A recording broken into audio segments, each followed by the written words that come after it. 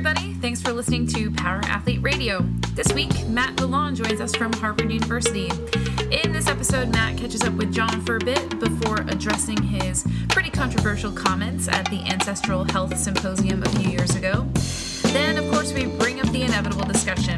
The discussion of paleo, gluten, and performance continues. Find out why Matt went 1 year without brushing his teeth and his knowledge of pop culture trivia. All this and more on Power Athlete Radio. This is Power Athlete Radio.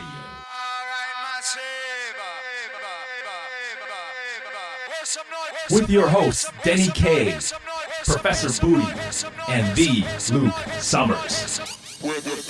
And now, toes forward, hips locked, shoulders set, and retract those scapulars. It's time for some knowledge bombs.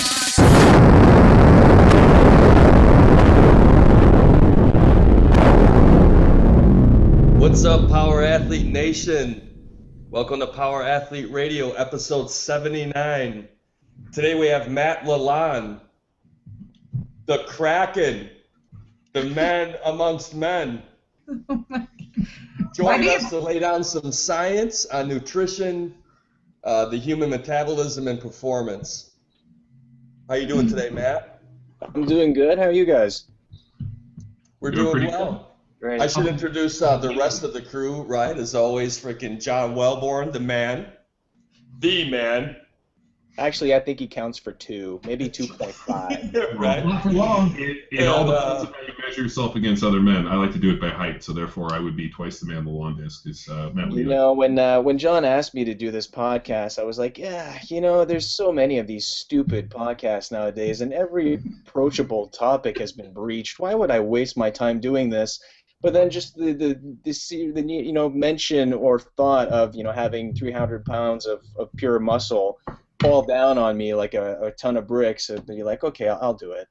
Oh, Lalonde, you know that I am probably one of 2 people on this planet that can get you to do a podcast. The other one's that little nerd in Reno. So all these people out there are like, God, I can't wait to get Lalonde on my weekly podcast to talk about stuff. And you know what? This is all you're going to hear. You're going to send him an email, and he's just going to delete it because you know why? He's in a lab doing shit. No. Yeah, actually, you know, at the end of these podcasts, people often ask, "Hey, you know, to the guest, how can we contact you?" And I'll tell you right now, please don't. Just don't. That's also our contact. I will delete your email. I will cordially ignore you. The only people that I somewhat have to deal with are the ones that surprisingly show up in my office while they're visiting the Harvard campus, and they get escorted out by security. Matt's got a little red button like right underneath his desk that he just pushes. This is why we call him, have dubbed him the Kraken, because you don't unleash the Kraken. I mean, I'm sure we can get into some funny stories, but Matt and I met a number of years ago, and it was pretty hilarious, actually. Matt, if you guys don't know, Matt, for those people that actually go out and teach seminars and kind of do what we do, Matt is your, I guess, I don't even know what you call it, your worst case scenario. So let's say you have a seminar, this guy just randomly signs up, you don't really know much about him, and he's sitting out in the audience, and all of a sudden you start making some preposterous claims, and all of a sudden you see this little hand shoot up, and he just all of a sudden just fucking krakens you off at the knees, which is actually what happened at a seminar, a pretty big seminar series. Matt actually decided to show up to a seminar, and when they got into the nutrition talk and started talking about the balancing of macronutrients will effectively safeguard you from any problems, Matt just went fucking cracking on them. So hearing the story secondhand, and then actually meeting Matt through Rob Wolf, I ended up hitting Matt and invited him out to our seminar just as quality control. I wanted him to hear the information and let me know where the holes were and what was good and what was bad, and help me develop the seminar into what it is today. And Matt came out, I picked him up, stayed at the house, and we sat up to probably about 2 or 3 in the morning working on the nutrition talk. And then we ended up giving the seminar, and he gave me great feedback and really helped kind of offer quality control and really, hey, this is good, this is bad, this is where you need to go. I mean, this is the wheelhouse, and this is where you go, and really helped us evolve the seminar into what you guys have seen for the CrossFit football, and really helped the methodology and what we've really done with the nutrition stuff. So Matt has been an invaluable resource and a great friend to me in the program for a number of years. And I've been glad to participate in the cert. It's been an awesome cert, and I'm sure that it's even better now than it was years ago. Yeah, well, those of you guys listening that were at that seminar got to hear Matt, who I asked to get up and talk a little bit on nutrition, and we roughly gave him somewhere around 45 to 50 minutes to talk, and roughly 3.5 hours later, after he'd given a complete dissertation on not only like the endocrine system, the metabolism, the human body, and all of its workings, to a bunch of people that really don't have a science background, the look on people's faces was like they had just drank from a fire hose of fire. Was that the one at Newport Beach? Yeah, it was actually in Orange, at I think somewhere, some CrossFit in Orange. It was numbers like 787 or something. Yeah, CrossFit 714, I think is what it was.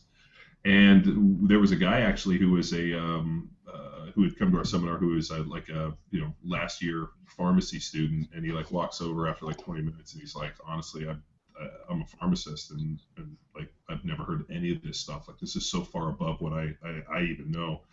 And then this nice lady. That guy was really strong, though. Yeah, super strong. He's the guy that holds the record on Kalsu. He did Kalsu in like 12 minutes. That guy's squats for reps was absolutely insane. Yeah, Travis. Isn't there an inverse relationship between like strength and intelligence? No, because Lalonde's strong as shit. Well, that wasn't it. No. But is he smart? I'm not telling you. Like Lalonde's a fucking nerd. But like he by far one of the most jacked, strongest nerds I've ever met, or people in general. Like he's come to our seminar on a couple times, and I remember the one you came to in Connecticut. Dude, we were fucking squatting singles, and Lalonde's like a 0.8 meters per second guy on every single lift. So extremely twitchy, very explosive. The only thing I would rip on him on was his choice of those 5-finger gloves that you were trying to sprint in, which was just ugly. Yeah, I don't wear those anymore. Yeah, but I'm an experimentalist. I try things. Well, the other one is Lalonde got to do some racing against T. Rose, and T. Rose was a professional baseball player and played at a pretty high level. Good athlete, done this stuff. And Lalonde was smoking him on the sprints. Oh yeah. And all of a sudden, Jaybird's like, "You're letting the scientist, the doctor from Harvard, beat you?" And he's like, "This fucking guy's fast."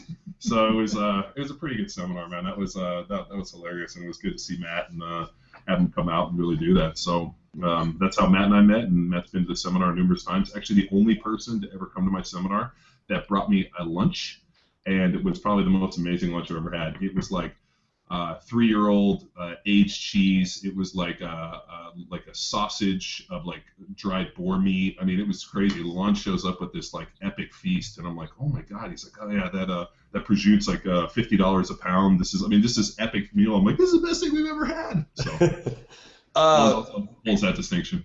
Well, doing some research on Lalonde, is lunch still one of your biggest meals of the day? It probably is, but I've changed a lot since I last spoke, I guess, online to anybody. I was experimenting with eating twice a day, maybe a little bit of intermittent fasting or borderline intermittent fasting, and what I found is that if you're really low key, relaxed, not super busy kind of guy, and you have plenty of time to sleep, that might work well. But if you're really busy and fairly athletic, I would say eating 3 times a day is probably ideal. So I started eating breakfast again, and my lunch and dinner are probably equivalent in size now. I used to eat very little, in fact, too little for dinner. And sure enough, when I started eating that way, meaning increasing the amount of calories that I ate, the food quality has always been good. I performed much better in the gym. And the strength has gone up. But to go back to strength, though, I am pleased with my numbers, but unfortunately that is the only thing I have. I'm so far on the fast twitch extreme that I have no endurance, which is why I never was a good CrossFitter. No, Matt's extremely twitchy. I know when we were even testing some high rep stuff, like he's like a 0.8 meters per second guy, like super fast twitch on his 1RMs, and then all of a sudden you add 5 pounds and he does't get it. You're like, yeah. How did you go or you ask me to do bench presses for reps, and I fail miserably. Well, I mean, dude, there's a certain genetic makeup. I mean, ideally, being that heavy in the fast twitches, I mean, to me, that's gold standard. That ability to go hard and rest and repeat. Playing football, that's what we really wanted. So, but I guess maybe if we could have CrossFitted you for like 3 or 4 years, and we could have had a conversion of fast twitch to slow twitch fibers, maybe we could have just made you weaker and but better at more long distance stuff. So, but that's not what Matt wants. He wants to be the strongest scientist at Harvard. Yeah, I don't have much competition. Matt, did you notice in your adolescence that you were a fast twitch type of kid? I mean, did you play sports? Yeah, I was. Yeah, but what's unfortunate, talking about exercise and training, in that in my high school we were exposed to a variety of sports, probably more so than today, but weight training and fast twitch stuff was really not a big part of it. Didn't get a whole lot of gymnastics. Didn't get a whole lot of, actually, we got no Olympic weightlifting. The one thing that I was good at was the 100-meter sprint.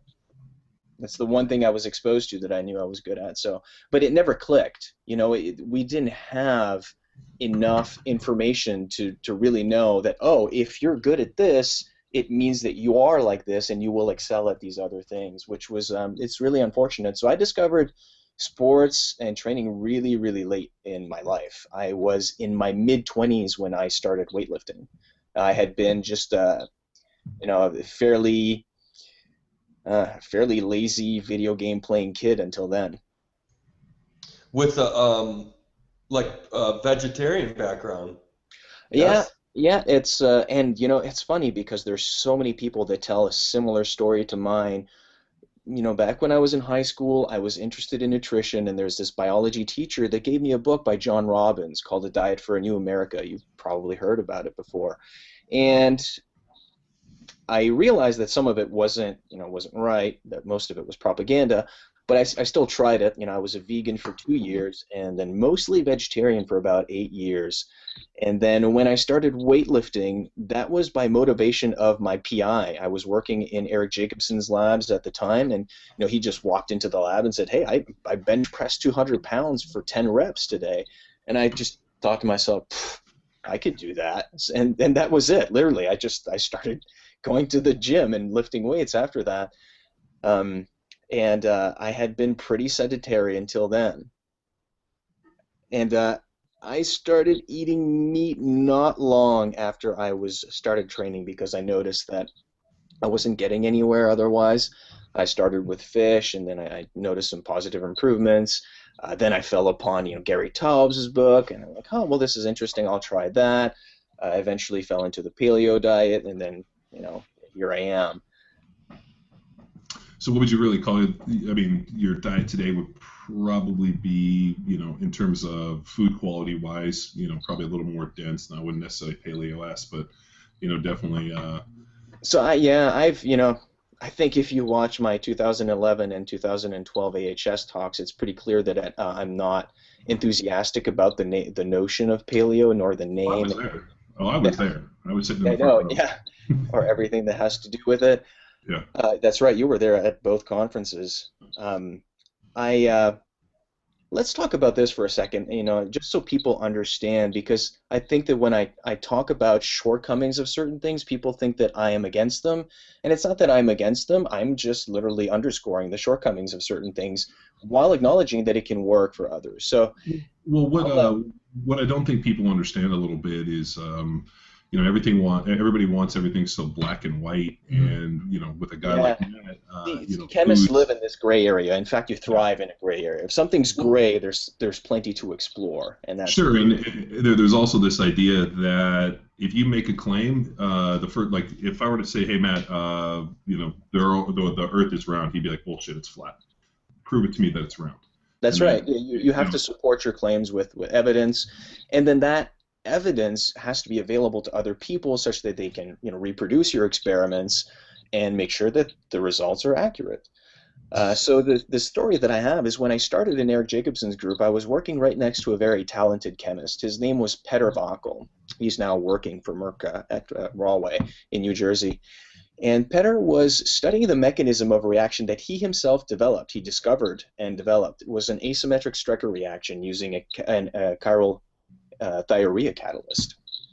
So he published that piece That was a Jack's paper. And he then started studying the mechanism of the reaction. So he wanted to figure out, how does this work? Because you have to realize a lot of discoveries in science are serendipitous. You discover something, you have if I do X, Y, and Z, I get A as a product, and then you try to rationalize it. You try to reverse engineer it. How does it work? Because I don't know. I just discovered it. So he tried to study the mechanism of it. How does it work? And using certain techniques, NMR, I think a little bit of basic kinetics, he came up with a mechanism that was, I think it was eventually published, or at least mentioned in the publication. Later on, another gentleman joined the lab. Petter graduated and left. His name was Stefan Zund, and German in nature, although American. His father was German. He decided to study the mechanism of the reaction using other tools. Some pretty in-depth kinetic. He did some computer analysis on it, computational chemistry analysis, and he came up with a very different mechanism. One that was probably much more compatible with the available data, all of the available data, which means that Petter's original mechanism, was wrong. But now consider this.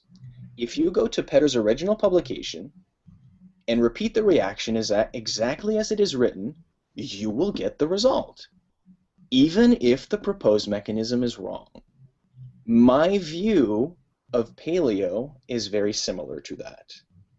If you do paleo, I like approaches that are a bit more personal, like Chris Kresser's personal paleo code, that kind of stuff. But if you do paleo, even the strict Cordain version, chances are that you will get the reported results.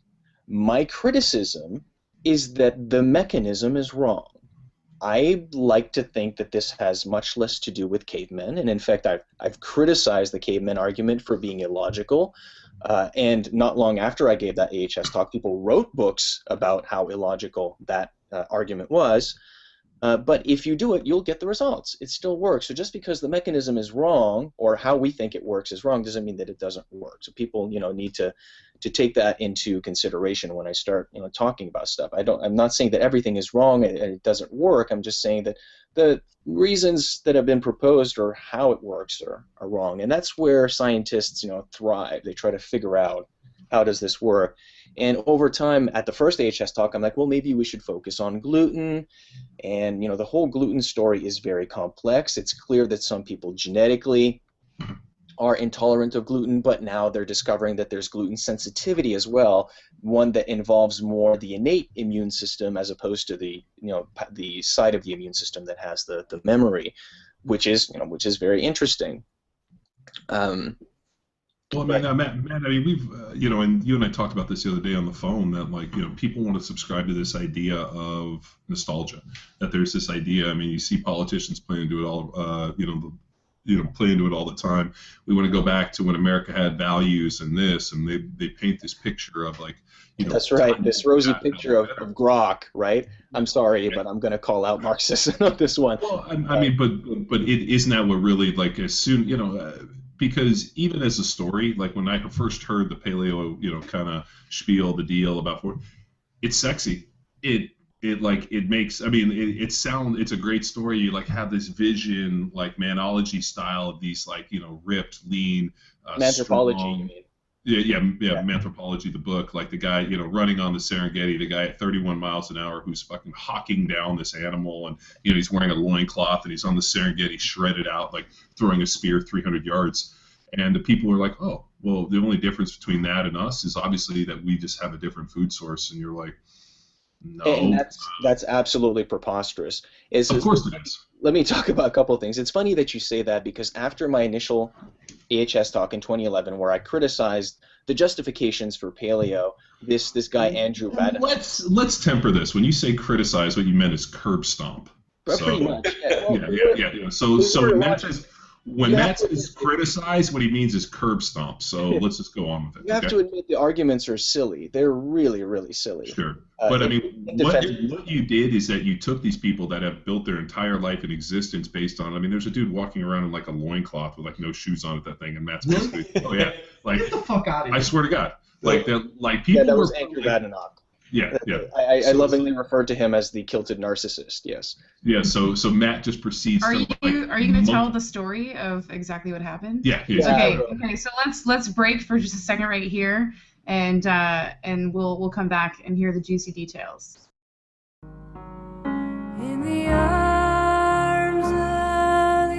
Hey, Power Athlete Nation. Are you tired of being mistaken for a surprisingly in shape homeless person? Have you ever described your own bare chest as, quote, a meal without the fixins? Do you ever find yourself reaching for your shirt to tear off mid-wad, only to discover you're not even wearing one? If so, you're not alone, which is why Power Athlete would like to extend a premium offer of free shipping with the discount code PARADIOOCT14 at our online store. This deal is only good through November 15th, so be sure to log on to shop.powerathletehq.com. Apply the coupon code PARADIOOCT14 at the time of checkout. Because honestly, a couple parents at your kids' daycare are complaining.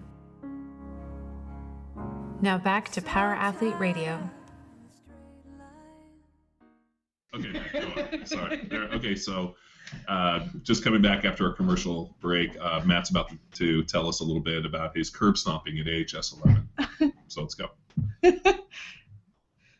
Which you downplayed, by the way. Matt, you still there? I'm still there. Oh, okay, go. And you're on. All right. So there was sort of a behind the scenes. It was all on the web. Some of it was on Andrew Badnock's website, and then the rest was on Facebook.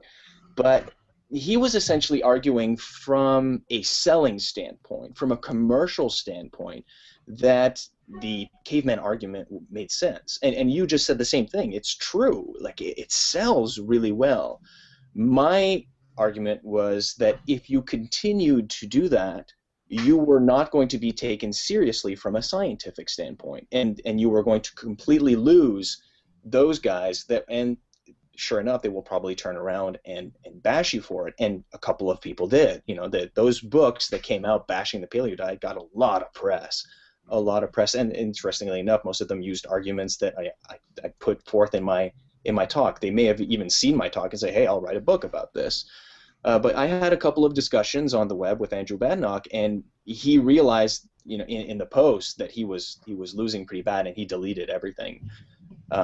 Interestingly enough, if you go look up that guy today, he's involved in a scandal where he took money to do a trip around the world, I don't know what, you know, on his own, and he just never made the documentary or whatever. But that was interesting. But ideally, I was trying to help. I mean, I am involved in this. I do is a version of this diet that's very similar to what was originally prescribed. I was just trying to tell them, you guys need to change. You guys need to change your approach. Otherwise, you're going to hurt later on. And there's some people that took that to heart, and there are others that are like, yeah, you know what, the caveman approach works, and it allows me to sell stuff, and I'm just going to run with it. Can you mention specifically what you had said needs to change? What specifically were you referring to? Yeah, so it's the arguments that are used to justify the diet. Okay. I think the worst one is the genetic one, honestly. So one argument that you'll hear is that we are almost genetically identical to our caveman ancestors. Oh, isn't it like 0.0002% from our previous? Yeah, it's very small. Yeah. Do you know what the genetic difference is between a human being and a chimp?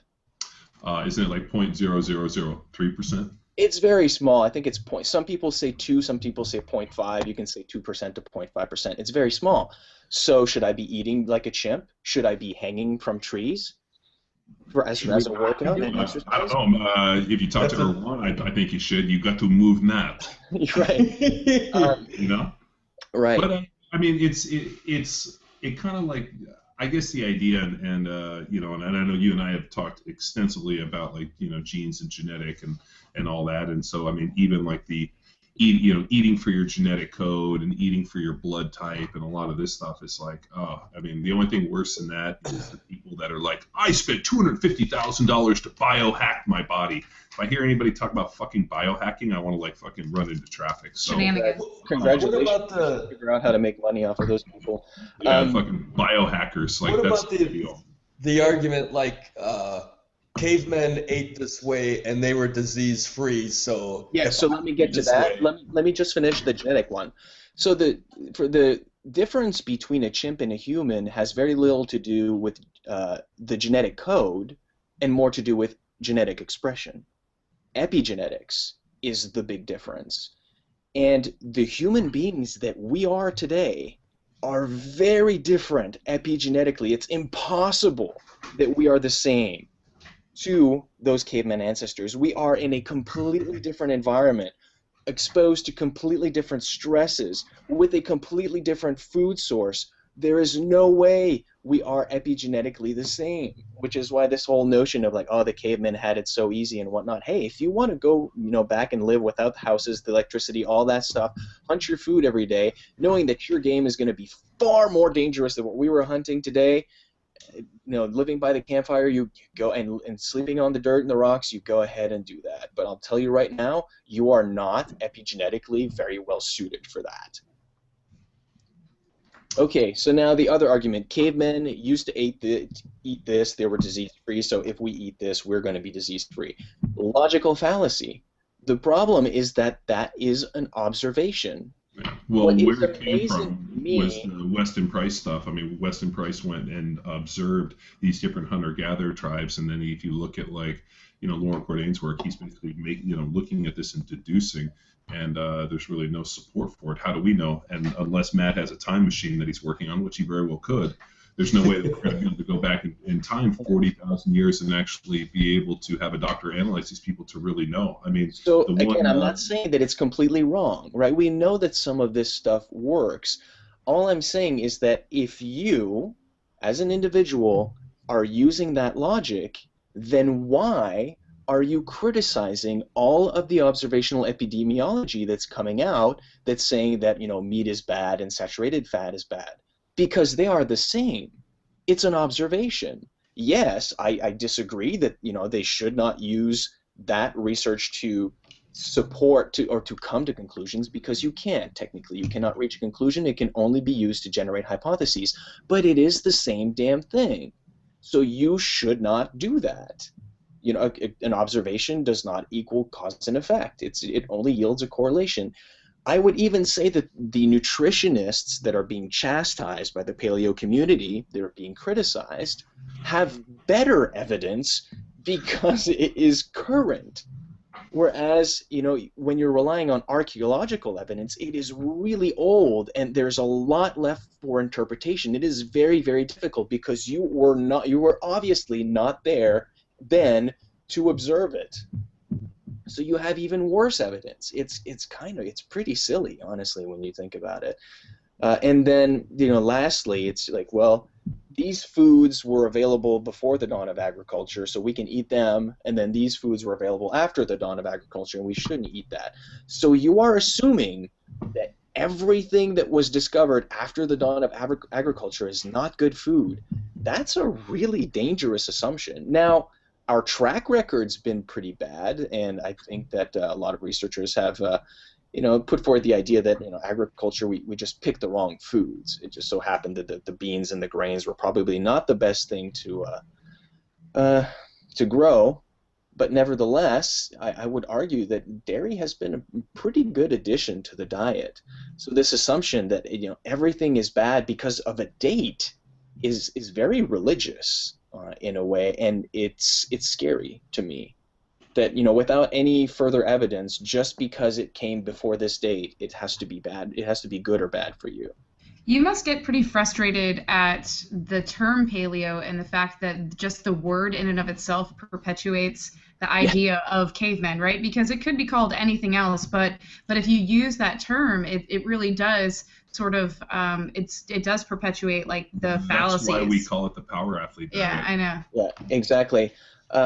It is an unfortunate choice, and it obviously was not my choice. Most people would think of that as referring to a fairly broad era in time and not nutrition. Right. And even if you were to use it to refer to nutrition, it's kind of silly, in my opinion. So yeah. What's the paleo like? What's the timeline between in the Paleolithic era? Like how many thousands of years? Yeah, it's a pretty substantial amount of time. I would have to Google it. Yeah, look it up online. Yeah, I would encourage you to look it up online. I think it's like 40,000 to like 2 million years ago. So it's pretty broad. 120,000 years.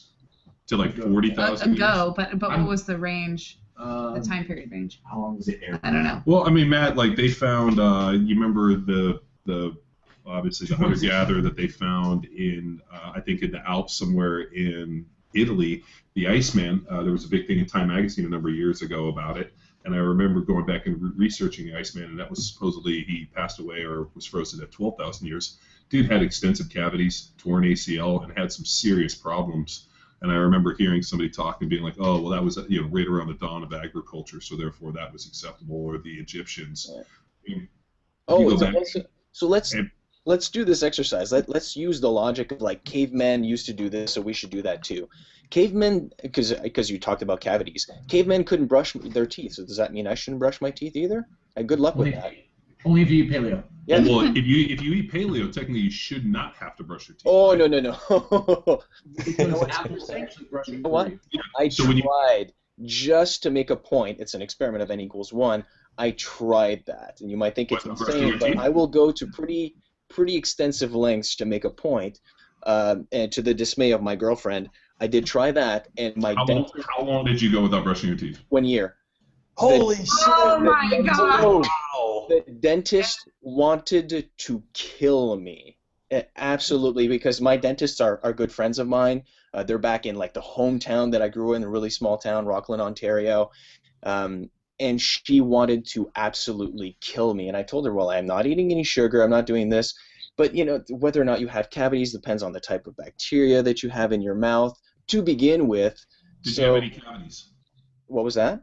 Did you have any cavities? No, but my teeth were completely stained. I had like a plaque everywhere. It wasn't just tartar, it was plaque. It took them a good hour to clean everything. It was bad. Gums were bleeding. It was inflamed. It was bad. It was Luke's dad is a dentist. Well, and offended as a dentist. So, I don't know if you guys know this, but so Matt actually, I talked about the story a few times, but and Matt can tell you because he was actually the first one I called.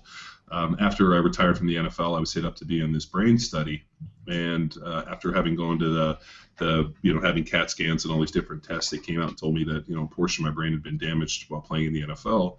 So after I got the note from the doctor that telling me that part of my brain was damaged, it was the part that dealt with sympathy and empathy. I got a note. I called Matt and I was like, hey, I got these issues, and of course Matt, being the conscientious good friend he is, takes a couple jabs at me and then goes, you know what, I got a bunch of researchers. We'll pull some studies and we'll see if we can figure this thing out. And he calls me back a short period later after he probably put the brand to his monkeys, and we talked about the ketogenic diet being really good for not only seizures, for brain disorders and a lot of problems. And that's when Matt and I actually about the same time launched into the ketogenic diet, but we did the high protein version, which was not nearly as fruitful, but Matt and I both have some pretty hysterical stories about being on this ketogenic diet and continuing to train. And actually Matt's ice cream story might be the best one I'd ever heard. So. Oh, really? You like that story? Well, and I had a similar one where I'd been on it for the entire year, and then I went up to go visit Rob in Reno, and Rob's like, it's been a year, let's get some sweet potatoes. And so I sat down and I ate like 7 massive Japanese sweet potatoes, and as I was eating them, it was like somebody wrapped me in a warm blanket and like gave me a hug, and I just very like easily just like fell into like a coma. And I woke up the next day, and Rob's like, how you feeling? I'm like, amazing. I've never felt so good in my whole life. And it was kind of a similar story. So I figure you regale us with that story of you going into Cold Stone. Yeah, it was actually like a Ben & Jerry's that's in the garage. It's a little place here in Harvard Square. I just finished training, and at that time I was following OPT's website, and it was this horrible workout of 800-meter runs with sumo deadlift high pulls, and I hate sumo deadlift high pulls. It has to be one of the worst exercises if you want to get internally rotated shoulders and injuries. In any event, I was almost passing out after that. Like my blood sugar was so low that it took a while to get out of the gym, and people were actually worried about me. So I went to this because the Hemingway is pretty close.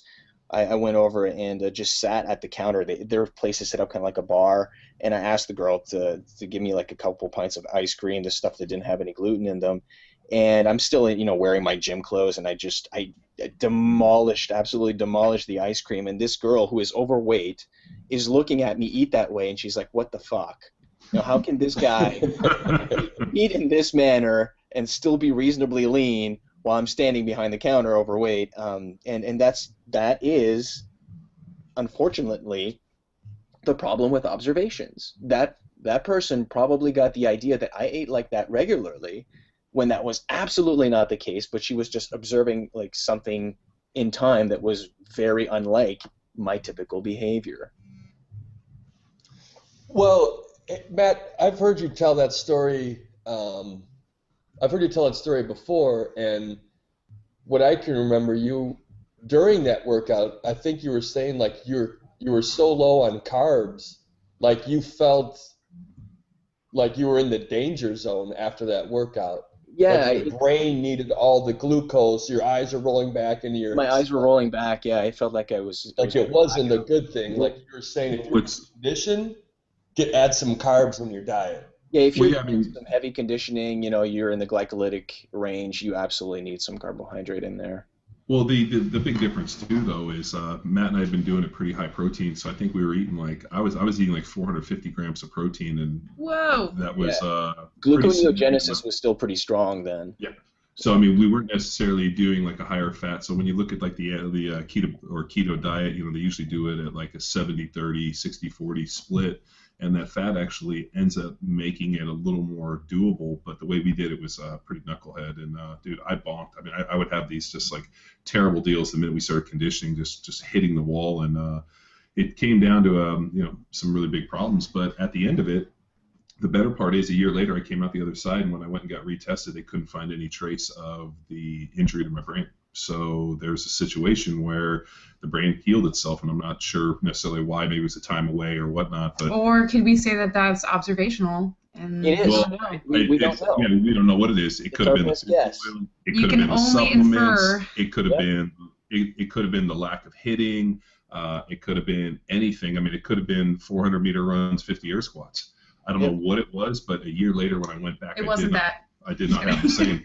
But I'll tell you, just in terms of cognitive stuff, I definitely felt much more lucid, very much more cognitive on the keto or on a ketogenic deal. How is that? So that's actually pretty interesting to me, because you would think in the moment while you're going keto, cognitive function would be down.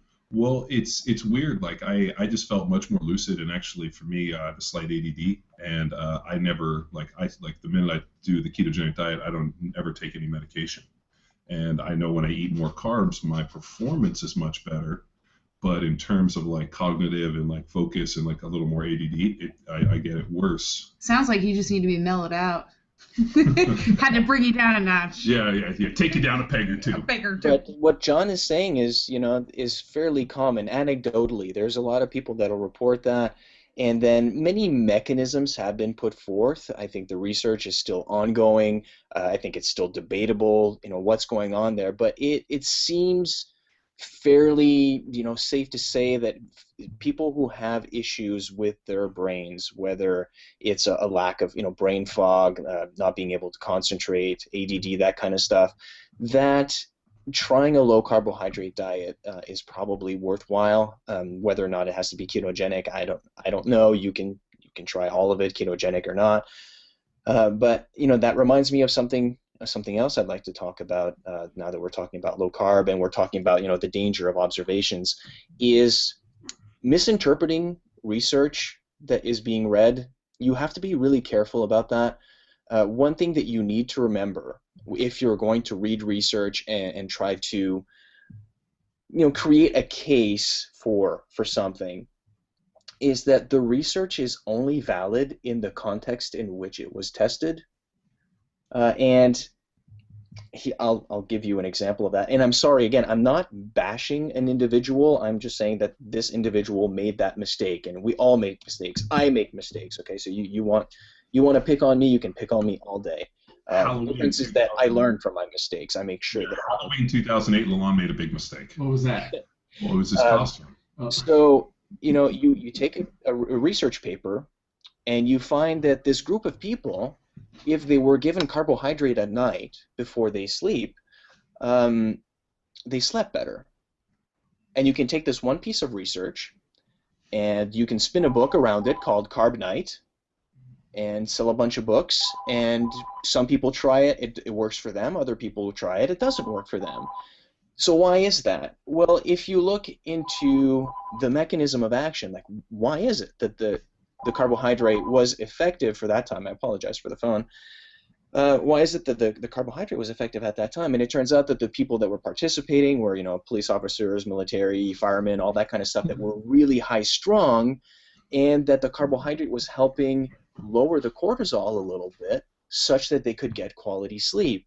Now, let me ask you this. Is the problem the carbohydrate, or is the problem the lifestyle? And I think that in a second podcast that Rob Wolf had with Kiefer, he managed to make him understand that I guess it is the environment. The problem is the individual. The problem is not the carbohydrate. So even though a low carb diet might be helpful for you, it does not mean that low carb is that the carbohydrates are evil. You have to then look inside. And as I'm looking for alternative explanations for the effectiveness of paleo, I'm realizing that gut microbiota is huge, nutrient density is huge, and the environment is also huge. And you can try to tie that back to cavemen if you want, and I see plenty of people doing it. But it's just not so much about cavemen anymore, really. Matt, you brought up a great point about nutrient density in the recent T Nation article, and I just wanted to know if it was true or not, if TC helped you develop that hypothesis that you gave at the AHS deal. Because, the T Nation thing, he does say that Matt Lalonde and I came up with the same. He wrote a deal on nutrient density and used Lalonde, and he's like, yeah, Dr. Matt Lalonde and I have come to the same conclusion when he uses Matt's stuff. So I just wanted to know, did TC give you that idea, or did he help you when you were doing your research? No, and that was that. I gave that talk 2 years ago, more than 2 years ago now, and I have never spoken to that individual. I think I'm flattered if the talk inspired him. He should know that the data that I put up there is old. It's now outdated, and I've switched the methodology to. I now use RDI. Recommended dietary intake, as opposed to a normalization method to make the measurements unitless.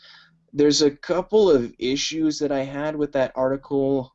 I can't believe I forced myself to read that, and I'm sorry if that insults people, but T Nation is really not the place I prefer to spend my time. It's more Teabag Nation. I like to call it Teabag Nation. So. There's this insinuation by the author that nutrient density is somehow related to satiety. And there's other people who have made a very similar insinuation, and I'll tell you right now, there is no solid scientific evidence to support that claim, not that I can find. And I personally think that it is incorrect. Right now, the mechanisms that we definitely do know are involved in satiety are the amount of calories consumed and stomach distension, so how much expansion your stomach undergoes. And then, of course, there's hormonal cascades involved in all that, but those two things are fairly important. Wouldn't a higher fat content allow you to stay satiated longer? It turns out that from a macronutrient standpoint, protein is the most satiating per calorie. Fat is satiating when you eat it, but by the time you're satiated, you've eaten a whole lot of calories. So per calorie, it is actually protein. Speaking of calories, we're going to do a little ad here. Okay. For one of our sponsors, Well Food Co. Remember in high school when your snack consisted of 2 frozen burritos and a pack of powdered donuts? Well, now you're a grown-ass man with a tinge of dignity. That's why Well Food Co. would like to offer you 20% off your entire order when you use the discount code, all capital letters, PA Radio OCT 14. It's only available during this episode. Visit wellfoodco.com to pick out tasty grass-fed treats ranging from jerky to chocolate to whey. Again, apply the discount code capital PA Radio OCT 14 to take advantage of this limited time deal. And as always, be well fed.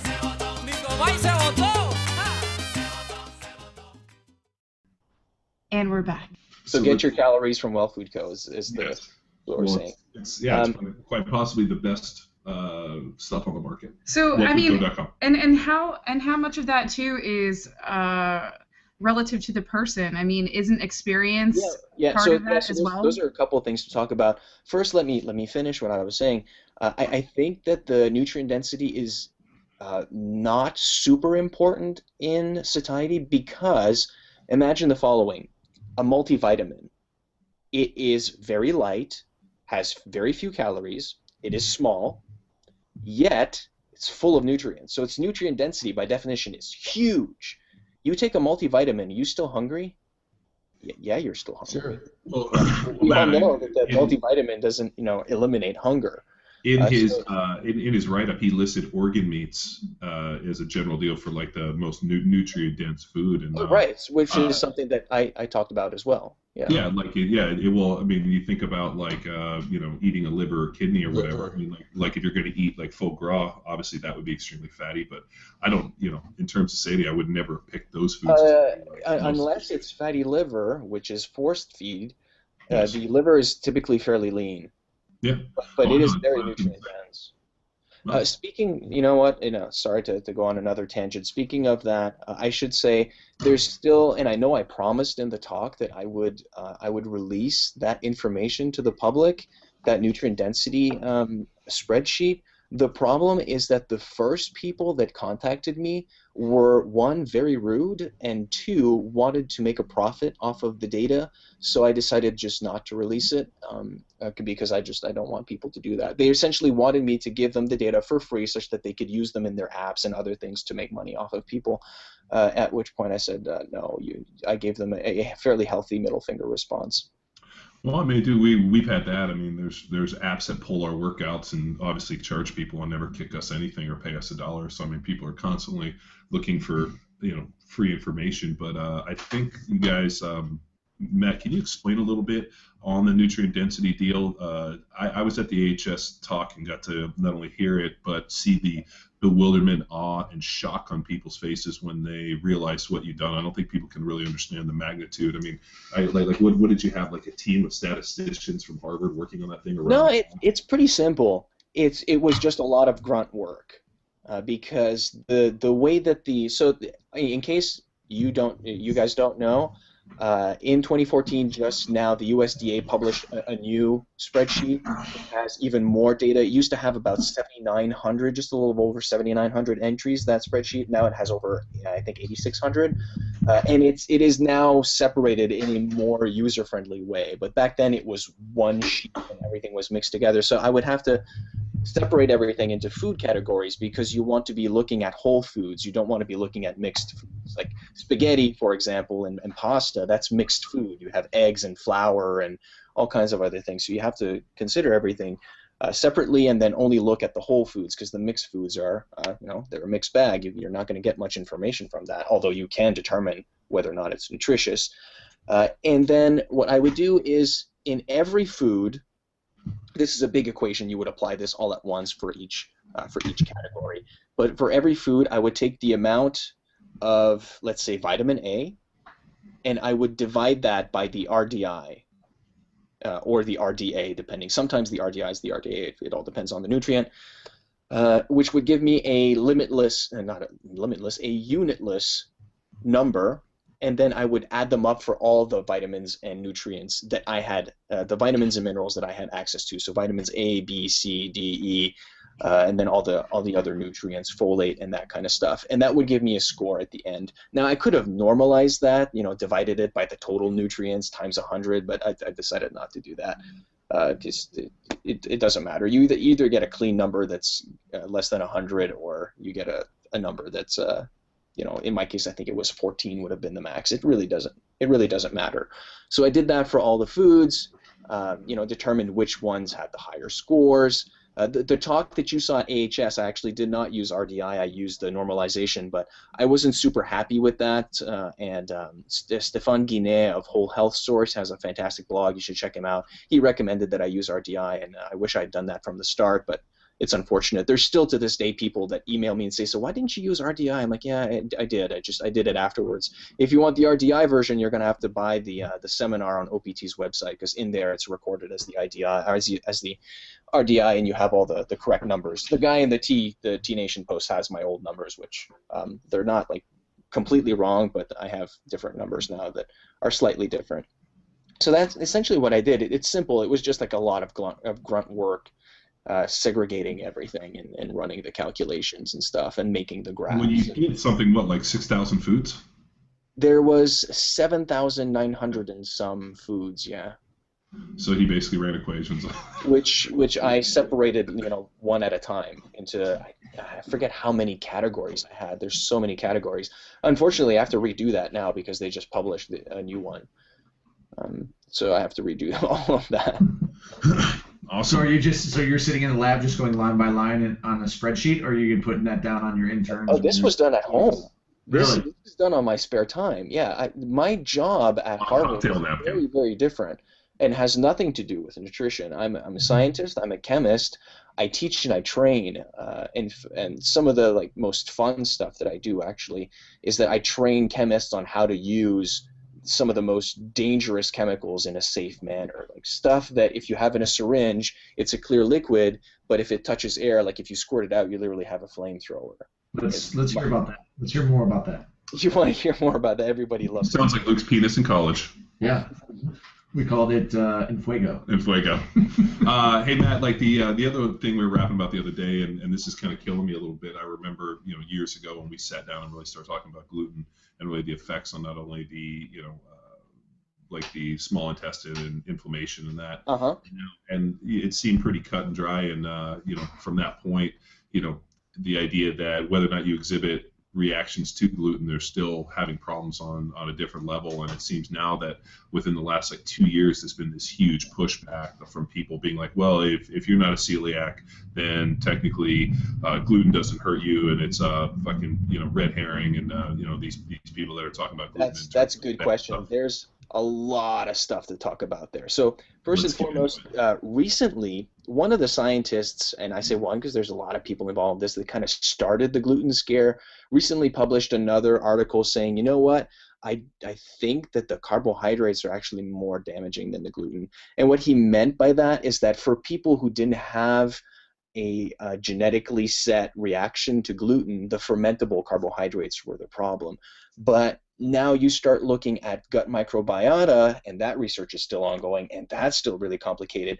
And it looks again like it's not the carbohydrate, it's the person, it's the gut microbiota that is the issue. So let's say that you're not gluten sensitive. The gluten sensitive are the people that will react to gluten, but do not have celiac disease, do not have a genetically set reaction to it. Let's say that you're not celiac, you're not gluten sensitive, your gut microbiota is fine, and you can eat wheat and not have any issues, which is my case. I can eat anything. I'm a real garbage can. I mean, you could throw anything at me and I can eat it, no problem. The question I get is, well, should I still be eating it?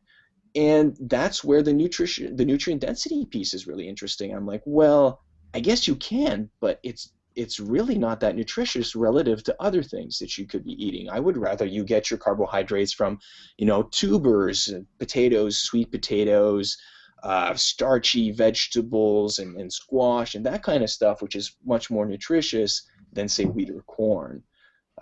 So it's really nice to have all of these different angles to look at food, as opposed to just this one thing of if it came before this date I can eat it, and if it came after this date I can't eat it.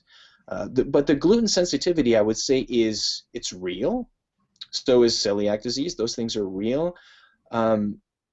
But they've unfortunately been used to justify gluten avoidance in everybody, and as a result, people are now pushing back because they think it's too extreme, to the point where, you know, South Park has a gluten sensitivity issue, and you have to laugh at that. They did a pretty good job. Yeah, it was you know, when South Park gets to it, you know it's gone too far. Yeah, it's gone too because far. they take it the furthest. They cross the finish line with it. I mean, my big deal is there a performance benefit from eating gluten or gluten? Right. You know, that's a really pragmatic way of looking at it, and a way that I would encourage more people to think in that manner. See, you look at a food and you say, do I really have a benefit from eating this, or could I be eating something better that would have the same thing? And wheat is totally one of them. Okay, I've got carbohydrate in here, but can I get fiber, fermentable carbohydrate, and more nutrients in another food? Yeah, you can. So from a pragmatic standpoint, why are you eating that? No, some people will tell me, well, hey, it tastes good, and then, you know, I'll wave a flag at them and say, oh, by the way, well, food addiction is also a big part of what's wrong with today's society. Well, people relate, you know, like just like we talked about nostalgia. You know, in terms of the paleo stuff, there is nothing more powerful with food than nostalgia. No, that's true. I tell the story at our seminar about a lady who, very, very wealthy client of ours, asked me to not only give her son a basic nutrition talk, but actually wanted me to teach him how to cook. And for those of you guys know, to hire me to be a personal nutrition educator and to teach you how to cook and take you to the grocery store and show you how to shop is pretty fucking expensive. So I told her, I'm like, there's no way, I'm not going to do it. And she's like, well, I'm going to hand you a blank check, you write the number. And so I wrote down a pretty substantial amount of money. She said good, money she had, cooking she didn't know, and she was nervous about her son. So I meet the kid. He's 17 years old, 245 pounds. Really big kid, never done any sports. Like 6'4", 6'3". Okay, not bad. Yeah. But so first thing, I look at the kids, start talking to them a little bit. You know, we start talking a little bit on nutrition, taking the grocery store, walk through it. My next thing is, hey, I really want you to go get his blood work done. I think it'd be a lot easier if I could look at this. And so she ends up taking him to the doctor. We get the blood work. I see him 2 weeks later. He brings it in. And so I'm looking at this. The first thing I see is his fasted blood glucose was 138, I think. Oh, boy. And like C-reactive protein, everything was off the chart. So I'm looking at this thing. I'm like, you ever heard of the term diabetes? And he's like, oh, yeah, I've heard about it. I was like, you're on your way, kid. Yeah, I was like, so what do you know about it? He's like, oh, my grandfather got both legs amputated from diabetes before. Wow. And I was like, oh. And he's like, yeah, and my aunt is blind from diabetes. I was like, oh. And then the kid kind of gets a solemn look and is like, oh, why? I'm like, well, fasted blood glucose of 138 or whatever it is. I mean, I start talking about over 140, degeneration of the optical nerve. I'm like, dude, I don't believe in the pre-diabetic thing. You're either fucking diabetic or you're not. I'm like, dude, you are, 17 years old, going to be saddled with this thing. And so then we start getting, talking a little bit more about it. I tell him, diabetes, disease of carbohydrate, and I kind of go through this whole deal and, start asking about his sleep patterns. Turns out the kid's really into video editing and, likes to make videos, YouTube stuff, stays up every night till 3 or 4 in the morning and goes to bed at like 3, 4 in the morning after fucking around on the computer, wakes up at 7 o'clock to go to school, goes down, eats like 3 or 4 of the, what are they, like the pre-made sausage and egg McMuffin things that are frozen, and kind of goes through this whole deal. And, I end up getting to it. I'm like, you know what? The only way we're going to, ramp this thing up and not get you on medication, I start laying out the diet, which was, very power athlete-esque. Like here, you're going to have to earn your carbs and kind of go through the whole deal. And the kid looks at me and goes, what about chocolate cake? And I'm like, yeah, I don't think chocolate cake's on your recipe for a while. And he's like, well, my grandmother has made me this chocolate cake like every year for my birthday. Are you saying I can't eat it? I'm like, no, you're probably not going to get chocolate cake. Kid starts crying. And I'm thinking, Jesus Christ, this must be pretty damn good chocolate cake. And the kid's like, are you saying my grandmother did something that was going to hurt me? And I'm like, yeah, actually she did. This chocolate cake and all this bullshit, that's what's pushing you down this road to diabetes. Kid starts crying even more. And at which point I'm like, when's your birthday? And this was like, right before the school year. This might have been July or August. His birthday was like in May. So this kid was crying about a chocolate cake that he wasn't going to have for the next 10 months. At that point, I realized that, dude, food addiction and nostalgia and how people relate it. I mean, at the seminar, I'm like, give me a holiday that doesn't revolve around food. Halloween, candy. Thanksgiving, turkey. Christmas, goose. New Year's, like President's Day. I mean, everything is revolved around food. You invite people over. I mean, it's ingrained itself such nostalgia with food and different things that, you know what, like it plays back to this idea of harking back, homemade apple pie and mom. It's just, I mean, we're fighting an uphill battle. I mean, but it's this idea that these foods and this whole way of eating has weaved itself into our culture and into our mindset with nostalgia. And it's, I mean, we see it with the paleo stuff, and maybe you fight nostalgia with nostalgia. Maybe that's why the paleo stuff is kind of working in a lot of ways in terms of like getting people. I mean, like Matt, you're always looking for the mechanism and the reason. And like, I mean, at this point, I don't really care how people get there as long as they get there. But I think like giving people bad information on purpose is wrong. But I mean, maybe we got to fight some nostalgia. Well, if people are feeling better and they're eating better, they're probably more liable to make better decisions too. So it's like a cyclical thing. It's like multidimensional. Well, I mean, we run into it with Hugh, who's one of our really only personal client, and comes in and trains with us and trades us, makes homemade moonshine, which is pretty good. And he comes in and he's another one. He's just I feel depressed. I eat. Food is really the comfort, and it's like, I mean, and I know that's kind of hard for. I mean, Matt's probably sitting here shaking his head. He has no idea about this stuff, but in a lot of ways, it's true. I mean, people associate like a better time, a better place, something comforting with food, and it's a scary fucking. Oh, I'm shaking my head because I agree, and we have to be really careful because we're not professionals. I don't claim to be a nutritionist. I'm not an RD. I'm just someone who reads a lot of science about nutrition and tries to bring the science back to nutrition, if you will. But this is very complex and no joke. And I don't think that any of us are properly equipped to deal with these kinds of situations. I'm not a psychologist. I can't, I can tell you what I think you should be eating to be healthier, but it's, this is a very serious issue that, most people are probably going to have to rely on social networks, like help from friends and family and other techniques to really solve. I know for myself, I was pretty lucky in that I grew up with my grandparents, and my grandmother cooked the blandest food you could possibly imagine. Like, everything was boiled. It was boiled vegetables, boiled meat. Everything was uber bland. So I'm not someone who's like looking for something sexy or sweet or whatnot to eat it. If I go back home and my mom still cooks the same way my grandmother used to, makes me the super bland meal, I'll eat it and I won't complain. It was bland, but hey, it was food. But for those people who have, especially those that have been conditioned where dessert is a reward, you behave properly, you get dessert. Later on in life, that's a very real problem, and that can be fairly difficult to deal with. I'm not even going to pretend like I know how to deal with that. Well, the other one that kind of blows me away a little bit is, so many of the cues, especially on dieting and a lot of these things, are always, played off of, like the guy who's fat and now he's skinny or he's ripped, and the bodybuilder who's actually shredded 3% body fat. And the funny part is a lot of the diet and a lot of this kind of, nutrition recommendations and this is how we do it is put out by guys that are one on a tremendous amount of drugs and are that is unfortunate. So that you think that if, and that's another area, another instance where the observation and the correlation don't necessarily live up to the result, right? So this guy eats this way and is this ripped, so if I eat that way, I'll look just like that. Wrong. What you don't know is that the guy is on anabolic drugs, and that's why the person looks that way.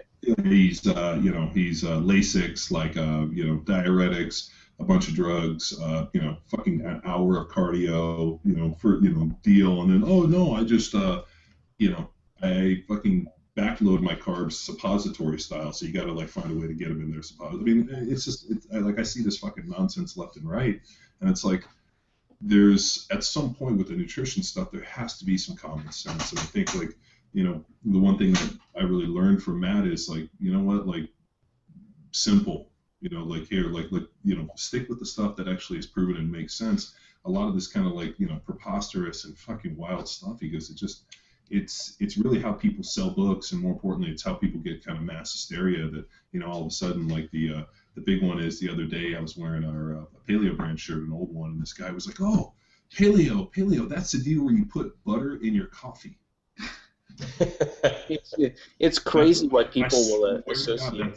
That's what the guy, and then the guy wanted to talk to me for 10 minutes about that adding butter and special oil to your coffee. And I'm like, you mean like MCT oil? He's like, yeah, it's special oil. That is how you get in good shape, and that's how you get healthy. It's butter in the coffee. So Matt, and I lost my fucking mind. I was like, I just gotta go. I know the guys are going to ask you a couple of kind of fun questions here, but sort of on the same vein of what we're talking about. You made a comment earlier that I think probably really resonates with a lot of people, which is you have to understand the context of what certain studies are done in, or who's producing it, or the other articles associated with it. And, I think that short of reading 7,000 articles that sort of revolve around that subject matter to really get a comprehensive view of whatever the study is, what would you suggest that people do to be a little more proactive in avoiding the noise and getting a better understanding for whether it's for their health, for paleo, or sort of just kind of shoring up their understanding of these fads that are out there? I mean, do you have anything short of, like I said, reading like thousands of articles? Yeah. Which, unfortunately, that's what I do. So you're making me feel real good about myself. No, I'm sorry. So I do have to, check all the research. But I will tell you right now, if anyone, I don't care within what context, says that all you need to do to be healthy is this one thing, you either need to eat this one thing, or avoid this one thing, or do this one thing, you can be pretty sure that they are quacks. Mm-hmm. So, for example, the whole, red meat, not white meat, not seafood, red meat will decrease your lifespan on this planet. You have to question that fairly heavily, especially when red meat was most likely involved in our evolution, and in a very positive way. You have to say, okay, you need to give me a mechanism here. Nothing's been proposed so far. What's going on, right? So you have to be very, very skeptical of things like that. Like the sweeping generalizations should be like a red flag to people. Dude, I saw a guy the other day on Twitter who is a big like raw food guy, and his fucking contention is that salt is the ruin of modern man. That's putting salt on your food hardens our, and he went through all this shit, and it was salt. Interesting. And, let me get back to that actually. So, going back to your point, Callie, we have to be careful if we as individuals say, well, all you need to do is avoid wheat. Don't say that. Right. But you have to give a good reason. It's like, look, there's all these foods that you could be eating, and of these foods that you're eating, wheat can be problematic because of the gluten in some people, the fermentable carbohydrates in others. It's a poor source of nutrients. It's used to make a lot of calorically dense, hyper palatable foods that are addictive. You cover all those things, and then you're like, oh, okay, all right, I've got something to lean on. But if it's just like, don't eat red meat, it's going to kill you, then sure. And you have to provide. And this is what I've been criticizing about the paleo movement. We have to make sure that we don't become the people we're criticizing. That's a good point. All right. True. Well, creating a value for story. this next portion, oh God, we have a few questions to test Matt Lalonde's knowledge of pop in modern culture. Which is directly, I saw an article, is directly correlated to intelligence. Yeah. So the higher your pop culture knowledge is... You lost me at pop culture. All right, then. All right, Luke, number one. All right, number one. Matt, you ready? Oh, my God. I will never be ready for this. My knowledge of pop culture stopped when I left high school. In February of 2014, which professional football team won the Super Bowl? Oh, wait. I'm going to give you options. Yeah. Okay.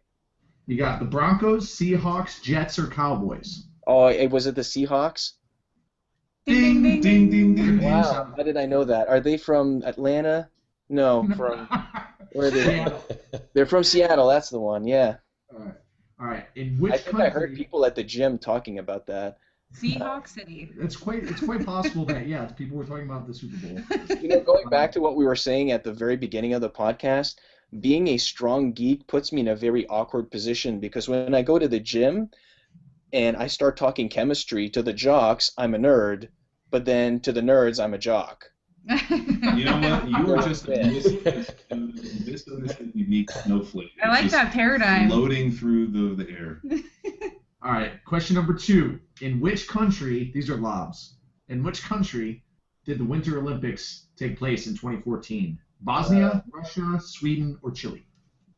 Wherever Sochi was at. Well, okay. All Best right, guess? where is Sochi? It's either Russia or the other one. Bosnia? I don't know. We'll flip a coin. I say Russia. All right, Ding, ding, ding, ding, ding. Bosnia is not hosting a. All right. Question 3. I'm excited for the last one. So we got 5 total questions. The third question. What was the flight number Oh, of God. Malaysian airline commercial plane that went missing in March 2014? Nobody would know this. I have no idea. Yeah, exactly. No one knows that? No. That's Hey. a tough one. What? 370. This Okay. is not pop That was- culture. That was because that was a popular thing in our That's culture. like you have to be like a savant to remember that. Which flight? I thought there was more than one. Well, this one was the one in March. I thought pop culture was like Britney Spears and crap. Yeah. I'm Okay, saying. fine. Yeah, So clearly we know your taste. So being that you're a Britney guy, Well, I gave you my list of songs, so you know my tastes. which of the following is not a Kardashian sister? Oh, Kris, Kim, Kaylee, Khloe, or Courtney? I know that I know the main one. So Chris might not be one. You going with Kris? Yeah. That is wrong. No, that's Chris is the correct. mom. Chris is the mom. I know Kim is a Okay. Kardashian. Oh, okay, then I fucked that one up. Yeah, you so did. Kaylee was the one that was listed. So She's a either way, okay. So Chris, you're right. So you're right, and I'm wrong. Right. So Lalonde clearly watches the Kardashian show. Yes. That's what we can infer from. That's non-observational. All right. So are they all named with like K's and C's Yeah. on purpose? Okay. No, all well, Ks. the pattern All Ks. the pattern was very easily discernible there. Well, Chris is spelled with a K, for the record. Oh, okay. Not in. But all right, now the final one. There is no right or you determine the right answer here. All right. Lalonde. All right. Of the See top 5 candies purchased for 2014 Halloween holiday, which would you consider to be the healthiest? There's no such thing as healthy candy. Well, just listen. It's a Yeah. continuum. So where would Yeah. you rank these on a Yeah. continuum? Yeah. So just you give us have- the top. You have Kit Kats, Okay. chocolate bars, Snickers, M&Ms, and Reese's peanut butter cups. Just think, Matt, your years of education have led you to this moment. Okay. I think the best one would be the Reese's peanut butter cup. I'm going. Ooh. Yes, let's crush It them. probably has, because of the peanut butter, it probably has a little less like sugary junk and a bit more protein in it. See, I was thinking Hershey's chocolate bars. We're looking at macros, huh? Oh, I was thinking peanut M&Ms. Yeah. Well, it doesn't say peanut M&Ms. No, he Here's did not one. say peanuts. No, he said M&Ms, and Oh, those that's are right. chocolate filled. If they were peanut M&Ms, would that be the best choice? Probably. Possibly, yeah. It's got a whole food Now, in there. now, Matt, with peanuts, are you still mad at the peanut, or is the peanut okay? Did the peanut get out Well, of jail? you know what? The peanut is nutritionally pretty dense. If you have a peanut allergy, avoid it.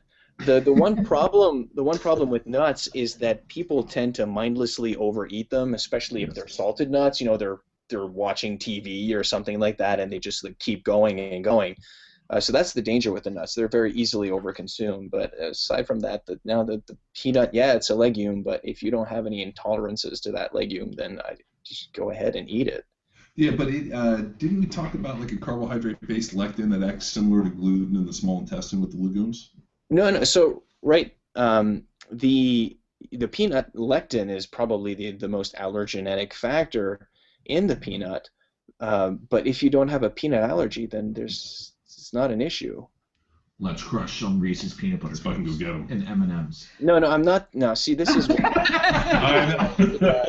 Lalonde said that peanut M&Ms were good. Let's go eat 1,000. That's not what I said. That is an extrapolation of my statement. The peanut is the bacon of 2015. All right, I just sent it out to the 10,000 people on our newsletter. I will tell you, when I had breakfast at Lalonde's house, it was awesome because we had this like thick cut bacon that was like a 1/4-inch thick and duck eggs. Oh, wow. Duck eggs are extremely rich and they're massive and they're pretty big. So, dude, I went over to Lalonde's house. We probably had a 80% fat meal, 20% protein, and it was pretty good. Yeah, those duck eggs and that bacon came from a butcher shop that is native to here. They've always been in the Boston area. They started here. They're called Saveners. So if you ever visit, you can get some really good stuff at that store. Well, this has been awesome, Matt. Thank you so much for tolerating the poor questions and then the good ones, hopefully. Yeah, no problem. There's plenty of stuff that we could keep talking about, but y'all have to. Yeah, maybe we'll sign up here, and you know what? We'll leave it open for a second date. Sure.